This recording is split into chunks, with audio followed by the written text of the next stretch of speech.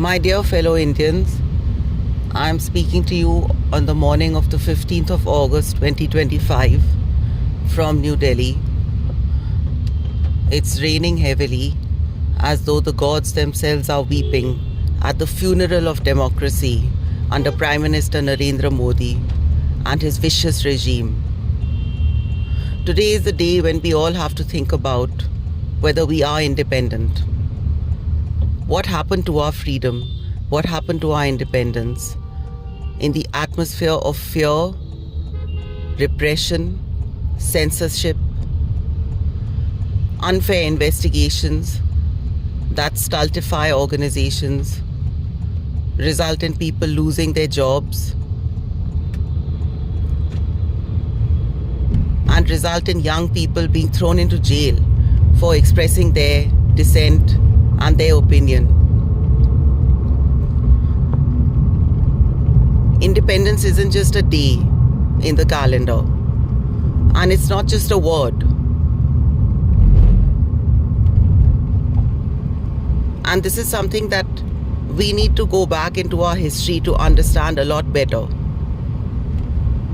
The main reason that we are at this point today is because when Mahatma Gandhi began his movement in India to persuade people to participate in a peaceful struggle against British rule,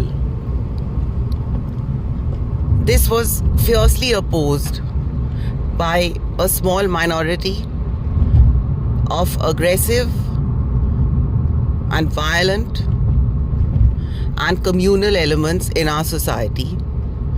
And these are the people who got together to form various components of what we today call the Sangh Parivar. For instance, of course, the Rashtriya Swayam Sevak Sangh is well known, but also the Hindu Mahasabha and all these other organizations. The main motivation for their coming together, the main catalyst, what they were responding to, above all, was Gandhi's message that we must participate in a peaceful and respectful struggle that never forgets the humanity of our adversary, which at that time was the British colonial government.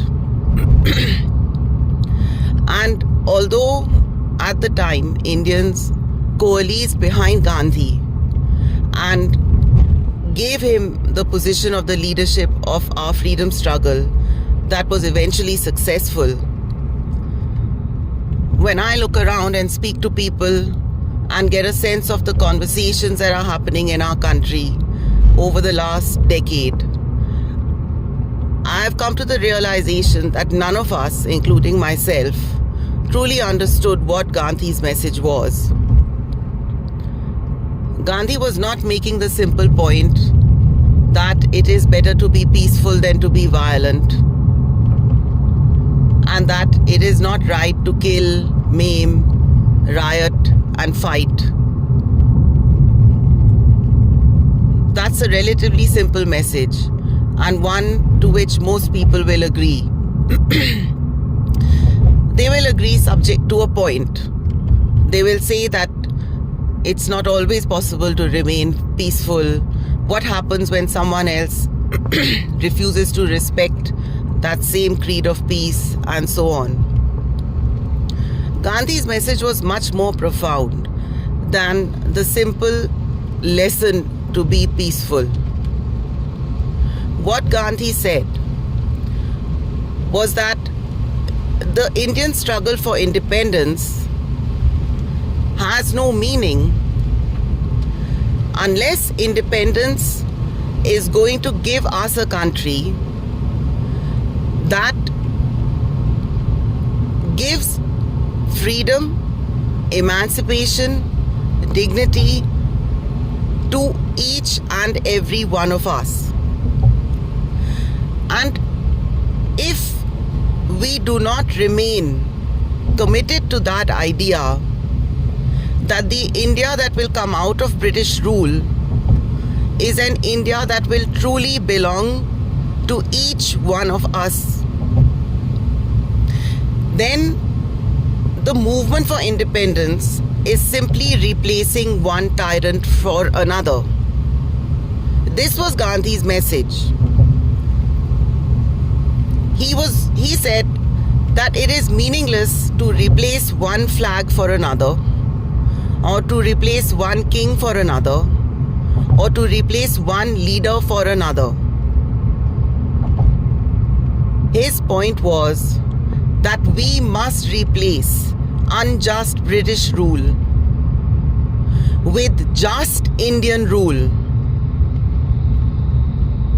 We must replace unjust rule with just rule. And we must have a country in which the last person right at the back of the queue of opportunity and material resources is included and uplifted. And Gandhi's primary argument for having a peaceful struggle was that if you do not have a peaceful struggle,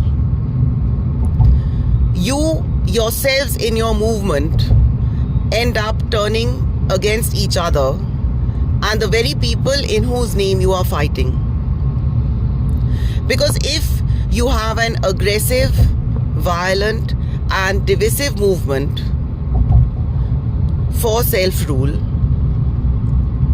the immediate impact will be that those of your own fellow Indians who do not participate in this violence, in this criminality, will become your enemies. This is immediate. So, at the outset, those who follow the path of violence and revolution and aggression are already creating a division between themselves, among them own people, and those who don't follow them. And this is a violent division. This is a violent division which leaves its imprint on the country that emerges out of such struggles. And today, in the aftermath of colonialism, if you look around the world, you will see this borne out in country after country after country. You emerge from a violent struggle, unfortunately, only into more violence and more oppression. Planning violence requires a huge amount of secrecy, and this secrecy was the hallmark of organizations like the RSS and all of its precursors. They were proud of it. They had secret oaths. They had secret networks by which they would be in touch with each other, secret signals they would give to each other. There were men who planned assassinations and then groomed others to carry them out and then disappeared while the others were hanged. This secrecy is something that becomes a habit. And those people who engage in these secret and violent tactics, when they become your rulers, those are the tactics that they apply on the people. And we can see this happening in our country today. When you engage in a peaceful struggle, you accept that people will not agree with what you have to say. And the whole point of your movement is to bring more people to agreement with you, to consensus with you, to dialogue with you. You learn in the course of such peaceful struggles how to engage with people who are on your side, and in the sense that they are fellow Indians but don't agree with the path that you're taking, as well as with how to engage with the adversary. And though this can be a slow and frustrating process where your adversary and your opponents, like in any other, human endeavor, are trying to get the better of you, trying to set you back. Sometimes it feels like you're taking 2 steps forward only to take 1 step back. While all these things happen, this engagement eventually leads to results. And eventually, what happens is that because you have been so engaged, because you have been open This is what, Gandhi's earlier speeches simply talk about openness. You don't have to whisper your wish for freedom. You speak about it openly. You speak about the economic exploitation of colonial rule openly. You speak about the inhumanity of racism under white rule openly. You assert the special things of your own civilization and culture, whether it is your ability to make homespun cloth or apply home remedies for illnesses. You speak about it openly. So this, in doing so, what also happens is that when you speak about things openly, it generates a conversation, and your own understanding and the understanding of your society as a whole as to what is it that they are trying to achieve and what is going to be the result, the outcome of what they want to achieve, becomes clearer and clearer as you go along. And these things are extremely important if the ultimate outcome that you want is a stable, democratic, open nation. And I think that even today, despite Narendra Modi and his uneducated cabinet, we can all agree as Indians that that is what we want. We never went into our freedom struggle wanting a king to replace the British monarch. We never went into our freedom struggle wanting a communist state. We never went into our freedom struggle wanting anything other than a modern democracy to come out of it all. For movements from which our Prime Minister and his mostly uneducated cabinet have emerged, democracy, freedom, these were all secondary or even irrelevant outcomes of any struggle against the British. They simply wanted that the British should be thrown out by any means whatsoever. Those Indians who did not agree with them were traitors who deserved to be killed and ostracized and excluded and punished to no lesser measure than any British official, any British ruler over here. And ultimately, the goal was some kind of Hindu Rashtra, in which whether it was democratic or not, it simply didn't matter. And this is precisely what you're seeing today. The only thing that is reining this government in is what the people of India have just asserted, especially in the last general election. That, no matter what ideas Modi and his little uneducated cohort may have, Indians believe in their independence and love it, and they want their freedom. And there's no question of any change there so far. But, every election, like for instance, people who are against our freedom struggle, who believe that everything should have been done differently, people like Narendra Modi and the Sangh Parivar,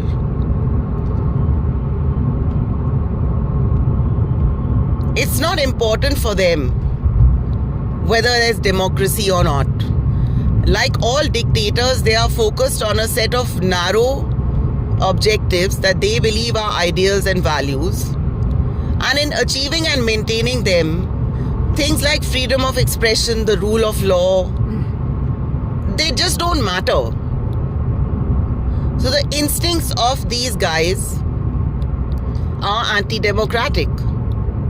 And if today you are seeing any kind of step back from the direction in which they were going when Narendra Modi was campaigning for the 2024 general election, it's only because, you answered no. This no. So, ultimately, you Indians, us Indians, we all have to realize that we get the politicians that we ask for.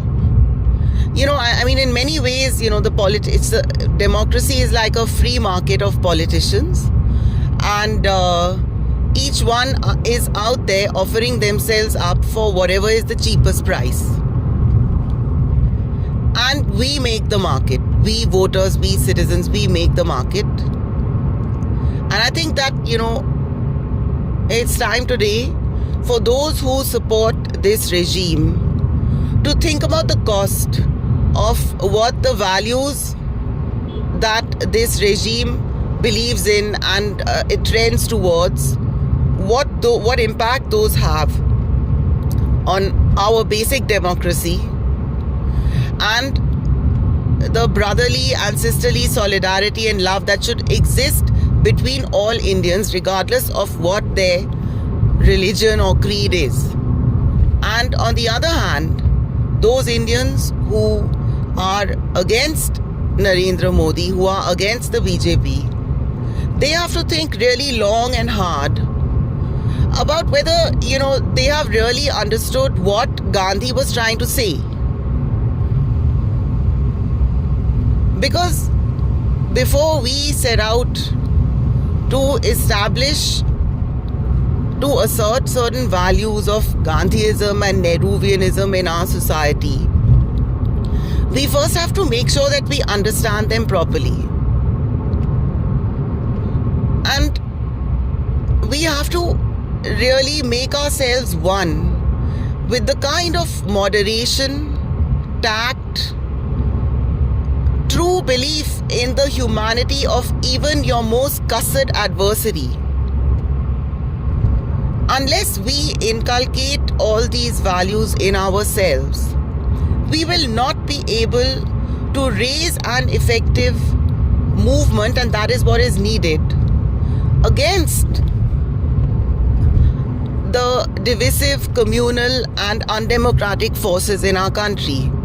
And that momentum does not come from these politicians. It comes from the people themselves. So, whatever we don't like about the regime, the way that the regime thinks is the way many of our fellow Indians are thinking today. And just as Gandhi set out to persuade the ruling power, the British power, that what you are doing is wrong. It's wrong by your own standards. Reminding the British of their human values and their democratic values and arguing on that basis for self-rule and democracy in India. We have to address the opposition to us in the same way.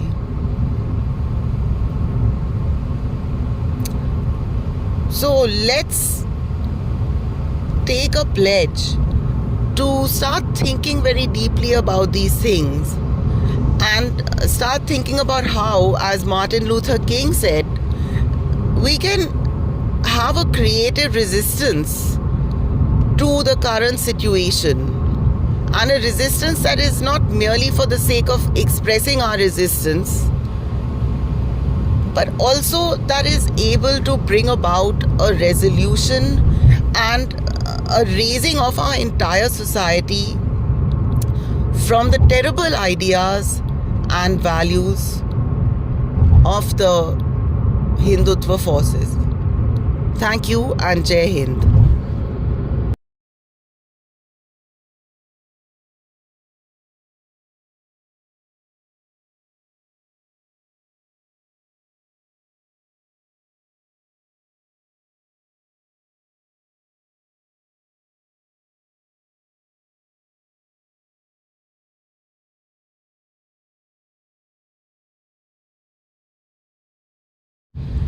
My dear fellow Indians, I am speaking to you on the